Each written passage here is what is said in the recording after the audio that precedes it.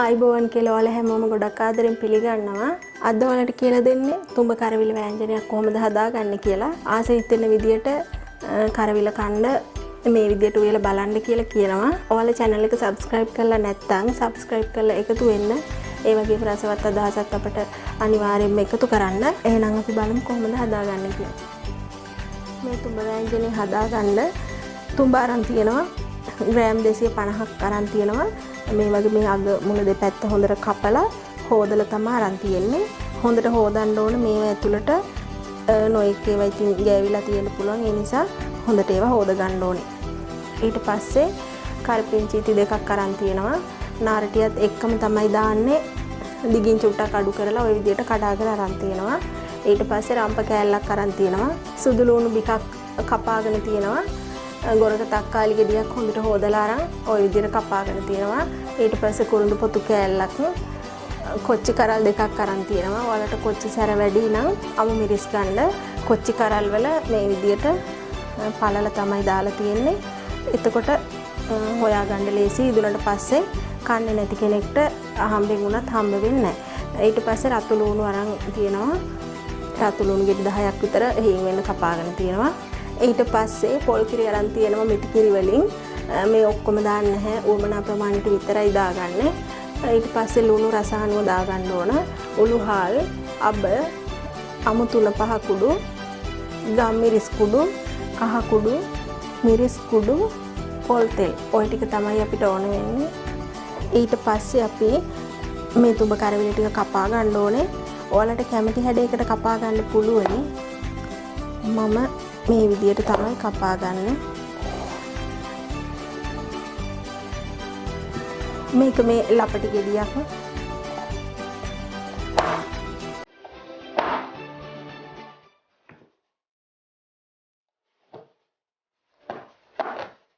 මේක හොඳට පැහිච්ච ගෙඩියක්. ඒ වුණාට මේකේ තියෙන ඇට අපි අහක් කරන්නේ නැහැ. ඇටත් එක්කම තමයි උයා ගන්න.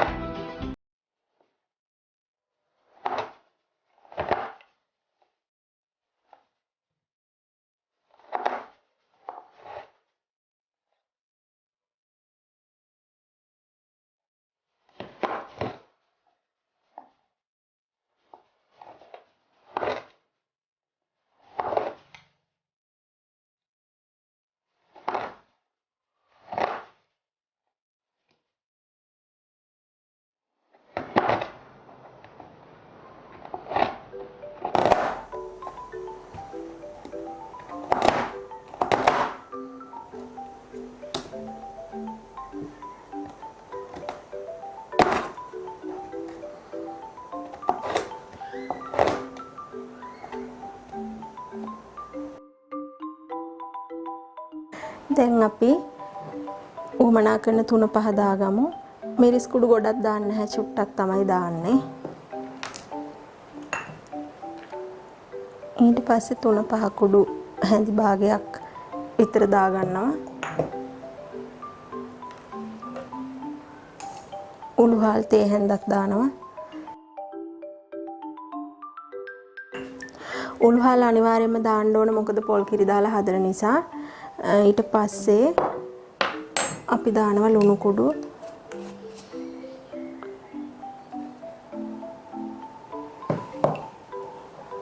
ගම් මිරිස් කුඩුත් දාන්න ඕන. ඔයාලා කැමති නම් මේ වෙලාවේ දාන්නත් පුළුවනි. එහෙම නැත්නම් අපි මේක උයාගෙන ඉවර වුණ වෙලාවට ගම් මිරිස් කුඩු එකතු කරන්නත් පුළුවනි.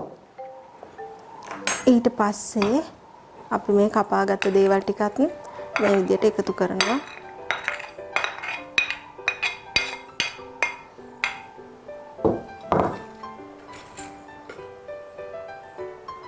දැන් පොල් කිරි ටික දාන්න ඕනේ.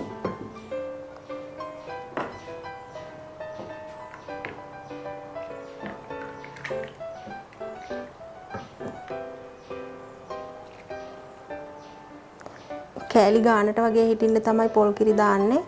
ගොඩක්ම දාන්නේ නැහැ.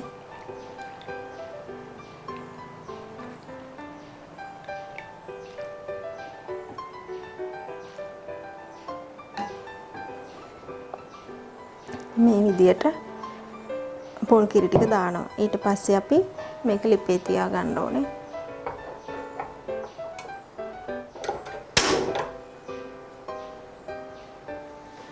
මේ විදියට දැන් උතුරගෙන එන්නේ. අපි මේක වහලා උයා ගන්න ඕන විනාඩි 5ක් විතර හොඳට තැම්බෙනකන්.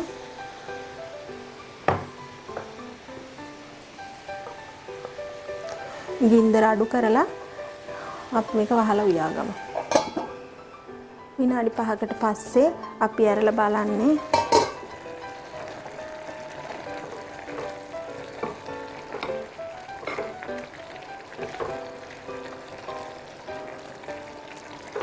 ගානට ඉදිලා තියෙන්නේ. ඉස්ම ගතියක් ඇති. ඔයාලට තව මේ ඉස්ම හින්දන්න ඕන නම් තව ටිකක් ඇරලා උයා ගන්න. ඊට පස්සේ දැන් අපි කරන්න ඕනේ මේ තියෙන අපේ වෑංජනේ වෙන භාජනයකට රස කරගන්න ඕනේ.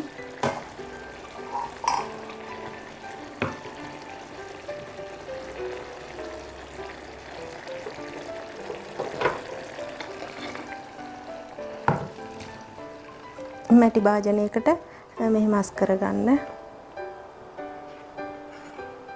ඊට පස්සේ වෙන භාජනයක් ලිපේ තියලා හරි එහෙම නැත්නම් මේ භාජනයේම හරි ලිපේ තියලා තෙල් චුට්ටක් දාගන්න ඕනේ.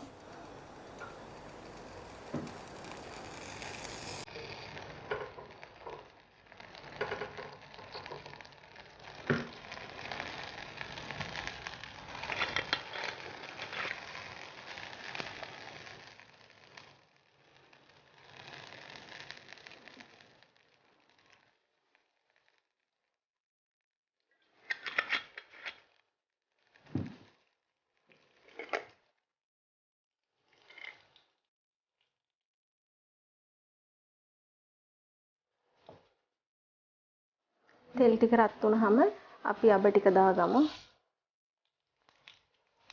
අබ ටික මෝනට එනවා වගේ නම් මේ විදිහට පොඩ්ඩක් පිපිරිලා ඉවර වෙනකම් වහලා තියාගන්න.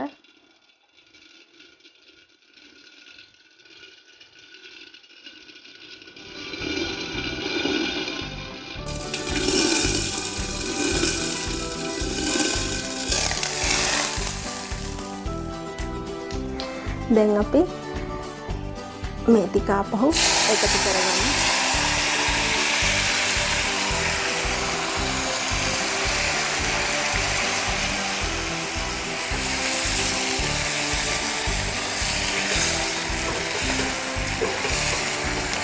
ඔන්න දැන් අපේ මාළුව හදාගෙන ඉවරයි. ලිප ඔෆ් කරගමු. ඉතින් මේ වගේ අලුත් වීඩියෝ එකකින් ආයෙ හමු වෙමු.